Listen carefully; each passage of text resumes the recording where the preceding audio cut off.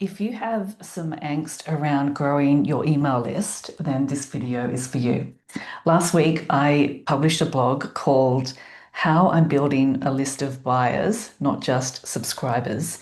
And in preparation for writing that blog, I emailed my list and asked them for a bit of feedback on the challenges they experience with list building.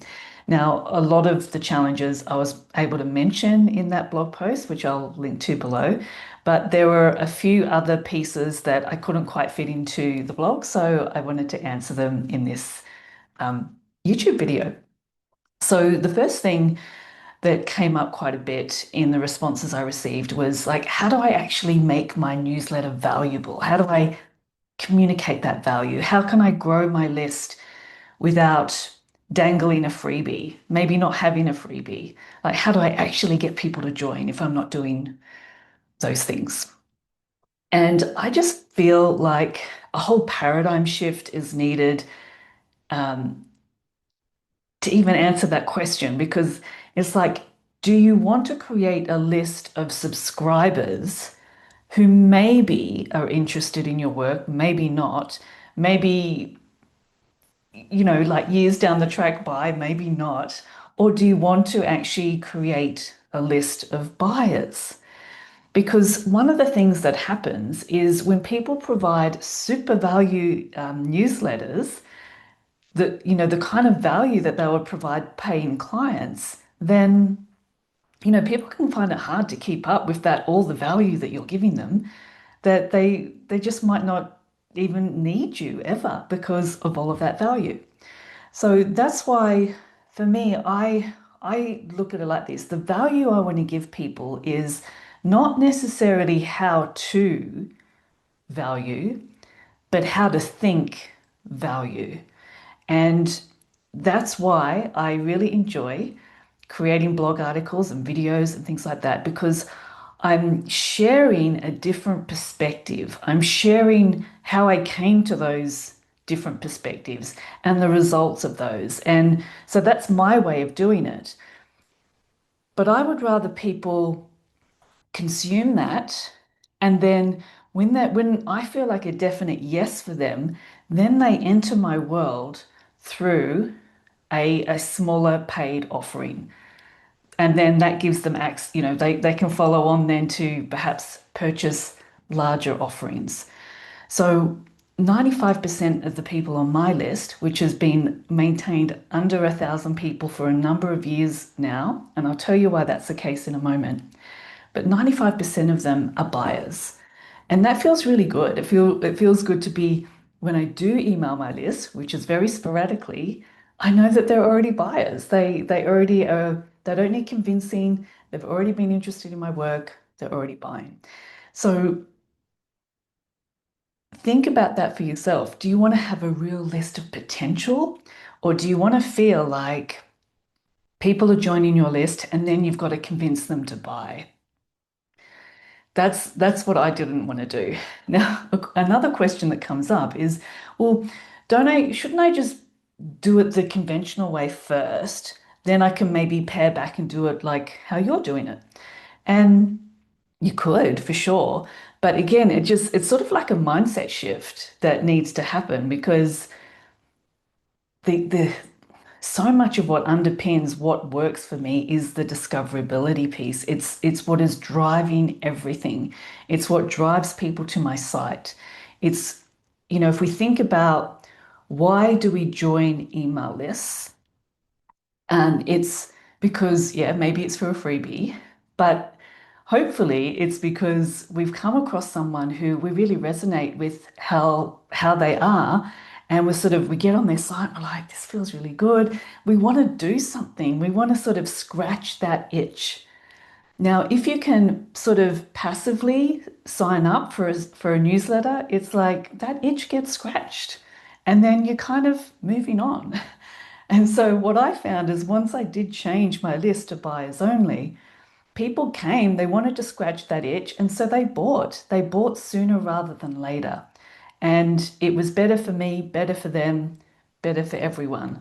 So, you don't want to make these email newsletters so super value in be investing so much time that it actually means people don't need you.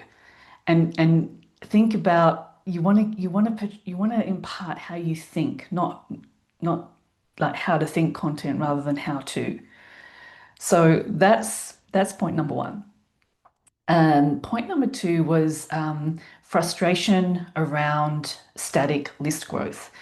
And so if that's happening, if you were in front of me, I would be saying, are there fresh eyes getting on your work on a weekly basis and on your website? And the answer of that would probably be no, or like maybe sometimes. And that's because you either rely on referrals or social media. And both of those things are great, but there's a limit to that. Referrals, you're working with a smaller pool of people, and social media, generally, people aren't moving off there to get to your site, depending on how you use social media. Whereas if you build a marketing system outside of social media that can work whether you're visible or not, then that can actually be directing people to your website. So you've got these fresh eyes on your work, on your website daily. So if your list growth is static or slow, then everything links back to discoverability. Become discoverable so that you can get more fresh eyes on the work. The next one was about getting subscribers to actually take the next step once they're on your list. And there's a few things that feed into this. How they come onto your list matters. And I speak to that in the actual article that I wrote. But the second thing is your offerings. Like, are your offerings presented and named in such a way that the benefit of buying is obvious?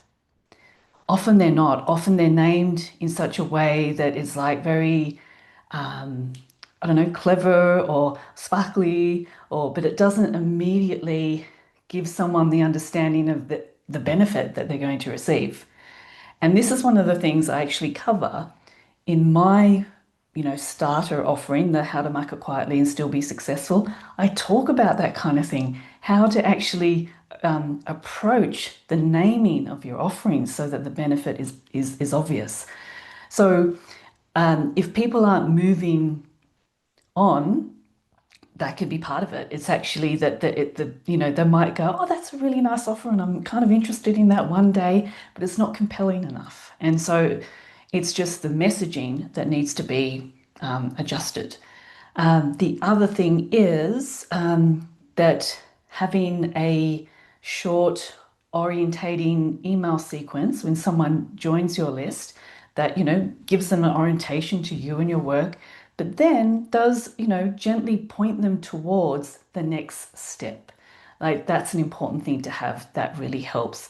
That is a marketing system or even a sales system that can be working without you. So that's a good thing to have. The other question that I wanted to speak to, someone asked, what about removing people from your list? And yes, this is something that I do. Um, well, I have done over the years a number of times, and that's why my email list has remained under 1,000 people for a number of years. Because every so often, I'll just look through. I mean, I use Mailchimp.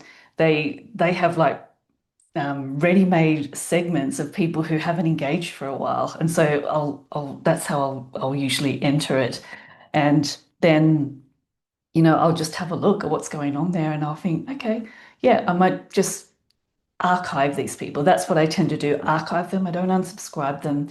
I just archive them. And then if at some point later they come back and sign up for something, then, their email journey with me just sort of picks up where we left off, more or less.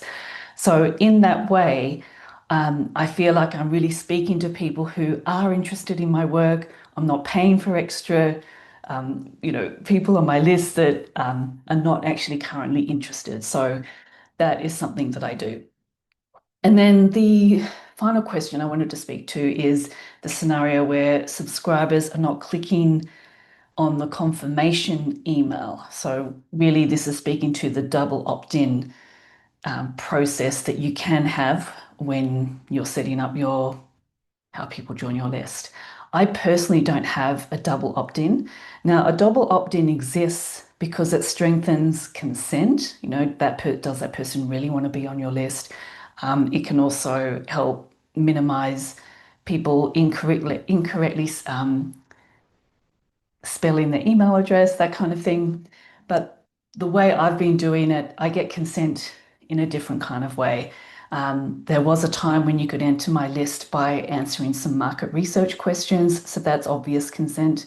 And now it's done via when someone purchases. So that's obvious consent as well. So there are other ways to go about the consent if that's the reason why you're using a double opt-in rather than the double opt-in process. All right. I hope you found that useful. If you have any questions or if anything um, landed for you here, well, I'd love to hear in the comments. Bye for now.